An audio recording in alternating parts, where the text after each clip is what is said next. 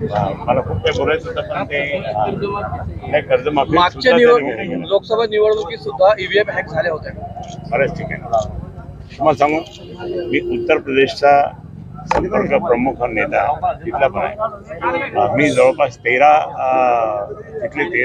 District असे ही 70% मुस्लिम बहुल्य संख्या त्याची. आणि त्या मुस्लिम बहुल्य संख्येमध्ये मुसलमानच आला पाहिजे की नाही, तर मुसलमान आलेच नाही. तिथे शर्मा, तिथे यादव, तिकडे असे लोक त्या ठिकाणी आले. म्हणजे तुम्ही कशाने कोणत्या पद्धतीने त्या ठिकाणी केलं हे दिल्लीच्या इमामाने सुद्धा सिद्ध केलेलं आहे. तेव्हा हे सब हमारे सब लोग MIM वालों को पकड़ के सब कर रहे हैं, हे गलत आहे. आणि म्हणून त्यांना पण राग येतो. पण जर समजा आता मोदीजी आले, तुम्हाला सांगतो मोदीजी परत आले तर संपूर्ण देश कोलॅप्स होईल. हिटलरशाही होणार, हिटलरशाही.